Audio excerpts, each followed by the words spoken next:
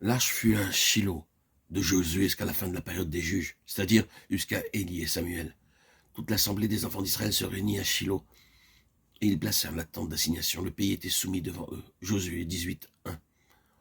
Il abandonna la demeure de Shiloh, la tente où il habitait parmi les hommes. Il livra sa gloire à la captivité et sa majesté entre les mains de l'ennemi. Psaume 118, 161.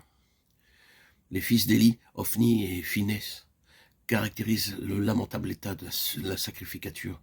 C'est pourquoi le Saint-Esprit les mentionne dès le début du premier livre de Samuel. Ophni signifie prompt à déshonorer Dieu.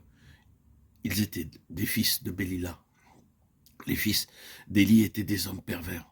Ils ne connaissaient pas l'Éternel. 1 Samuel 2,12.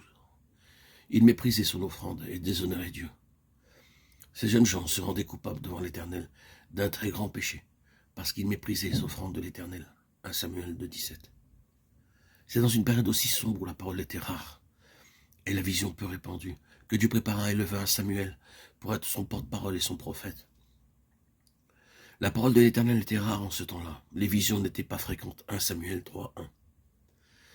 Bien que Dieu avait un message spécifique à proclamer pour ces jours-là et une œuvre précise à accomplir, il attendit que son vase fût prêt. Dieu sait ce qu'il veut faire et quel instrument lui est nécessaire pour ce qu'il veut entreprendre.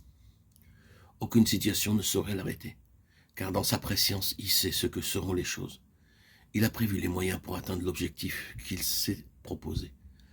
Ainsi, en ce temps-là, bien que la lampe, le chandelier, n'était encore pas éteinte, la flamme ne brillait cependant pas avec éclat, montrant combien la maison de Dieu était délaissée sans témoignage. Les ténèbres avaient envahi le peuple de Dieu. D'après Exode 27:20 et Lévitique 24:1 à 3, les enfants d'Israël devaient apporter de l'huile pure d'olive concassée afin d'entretenir les lampes continuellement. C'était à Aaron et ses fils qu'incombait la charge de les arranger.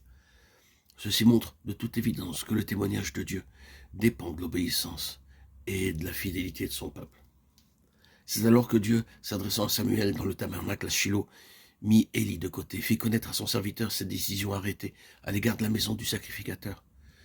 Dieu est souverain. Il abaisse et il élève. 1 Samuel 2,7. Car jusqu'alors, Samuel n'avait aucune expérience d'entendre la voix de Dieu. Samuel ne connaissait pas encore l'Éternel, la parole de l'Éternel ne lui avait pas encore été révélée.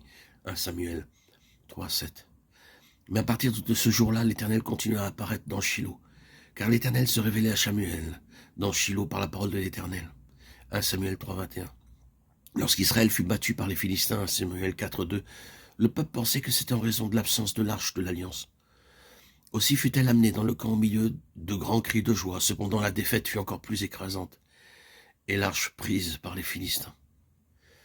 Quelle est la cause d'une telle défaite? La raison était que Dieu ne se tenait pas au milieu d'eux. Dieu avait quitté sa demeure à Shiloh et n'y reviendrait plus jamais. Jérémie 7, 12 à 14.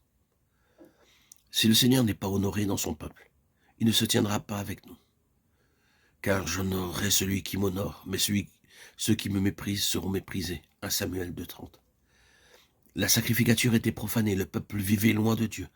La question de leur péché n'était pas réglée. Comment alors pouvaient-ils croire qu'en amenant l'arche, Dieu serait là et la victoire assurée? C'est parce que Dieu s'était retiré d'eux que le peuple fut battu et l'arche prise. La puissance était dans la présence de Dieu et non dans l'arche. De même, nous pouvons penser que parce que nous le prions et nous avons de nombreuses activités, Dieu est au milieu de nous. Nous nous trompons grandement. La question est de savoir si nous sommes en communion avec lui et les uns avec les autres. S'il est honoré au milieu de nous en lui donnant la première place en toutes choses. Afin qu'en toutes choses, il tienne, lui, la première place. Colossiens 18. Est-il celui avec qui nous vivons jour après jour? Laissons-lui le soin de gouverner entièrement nos vies, nos foyers, nos assemblées.